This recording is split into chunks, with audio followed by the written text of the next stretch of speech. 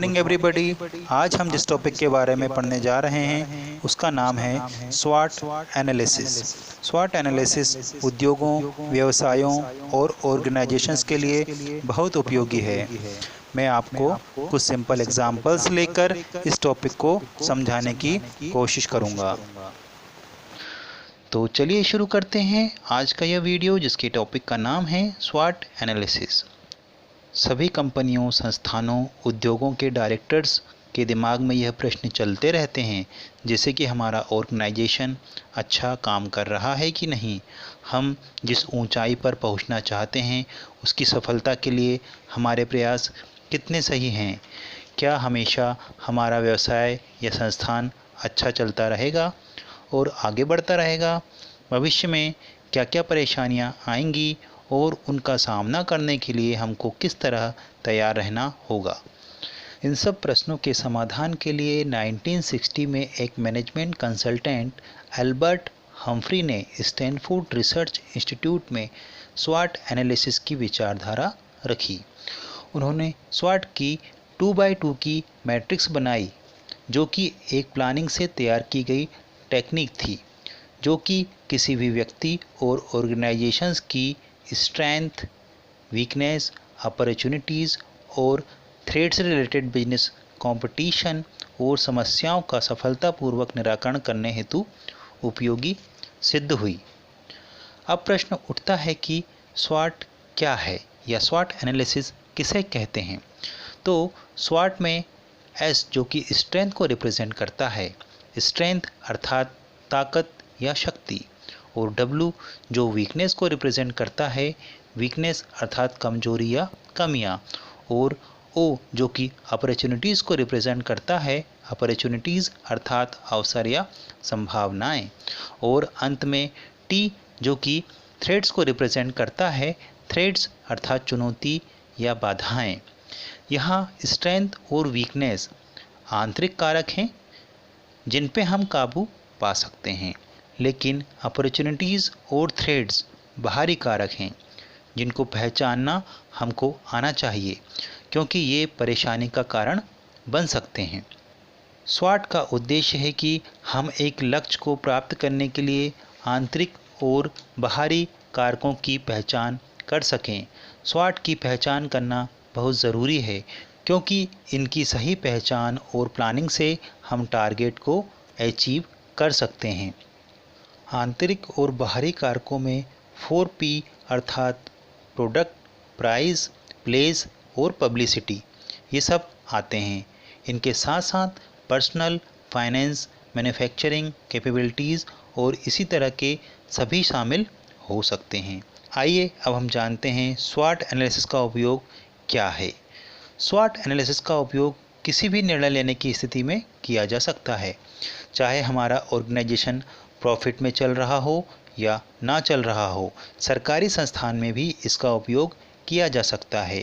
स्वॉट analysis का उपयोग crisis के समय और प्री क्राइसिस की प्लानिंग में भी किया जाता है। इसका उपयोग वे स्टूडेंट भी कर सकते हैं जो कि कंपटीशन एग्ज़ाम की तैयारी कर रहे हों, और एक सामान्य पुरुष या महिला भी इसका उपयोग अपने जीवन में कर सकते हैं, जिससे उनका जीवन सुखद और आनंदमय बन सकता है। तो इस तरह हमने जाना कि स्वॉट एनालिसिस हर वर्ग के लिए कितना उपयोगी है। स्वॉट एनालिसिस बिल्डिंग।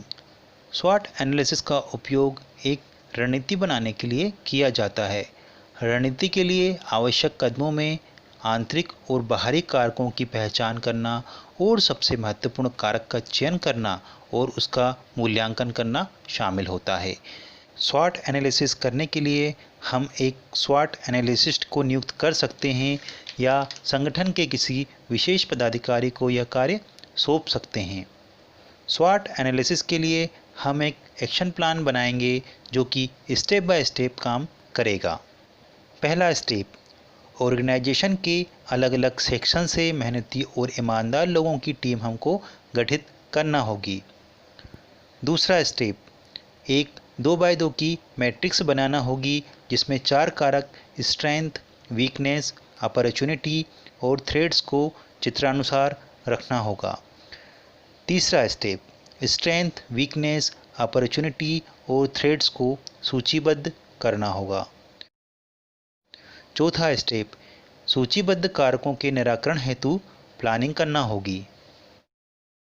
इस तरह हम स्वॉट एनालिसिस के प्रोसेस को अपनाकर वर्तमान परेशानियों और आने वाली समस्याओं का सफलतापूर्वक हल निकाल पाएंगे और अपने व्यवसाय को ऊंचाइयों पर ले जा पाएंगे, और यदि व्यक्तिगत जीवन पर अप्लाई करते हैं तो एक आनंदमय जीवन जी पाएंगे। या हम स्टूडेंट लाइफ पर स्वॉट एनालिसिस अपना रहे हैं तो हमें सफलता निश्चित ही प्राप्त होगी। तो आइए अब हम स्वॉट एनालिसिस के एक एक कारक को डिटेल में समझते हैं। स्ट्रेंथ अर्थात ताकत, इसमें हमको व्यवसाय की सकारात्मक विशेषताओं को लेना है। इसमें हमारे प्रोडक्ट का brand, product quality, infrastructure, technology, money आदि आते हैं। वीकनेस अर्थात कमजोरियाँ, यह एक नकारात्मक कारक है। यह ऐसी चीज़ है जिस पर हमको सुधार करने की आवश्यकता है। इसमें बिजनेस प्रोसेस, इक्विपमेंट, फाइनेंस और प्लेस अर्थात जहाँ पर व्यवसाय आप करेंगे, ये चीज़ें आती हैं। हमारा तीसरा पॉइंट है अपॉर्चुनिटी अर्थात अवसर। अवसर आपके व्यवसाय का बाहरी कारक है जो आपकी सफलता में योगदान करने की संभावना को रखता है। इसमें आप आपके व्यवसाय के मार्केट को फोकस करेंगे, खरीदारों को प्रोत्साहित करेंगे, ऐसे इवेंट्स करेंगे जिसमें व्यवसाय को बढ़ाने में मदद मिले, आवश्यक परिवर्तन करेंगे जो आपके लिए फ़ायदेमंद हो सकें। आप अवसर तलाशेंगे कि आपका व्यवसाय और आगे किस तरह बढ़ सके।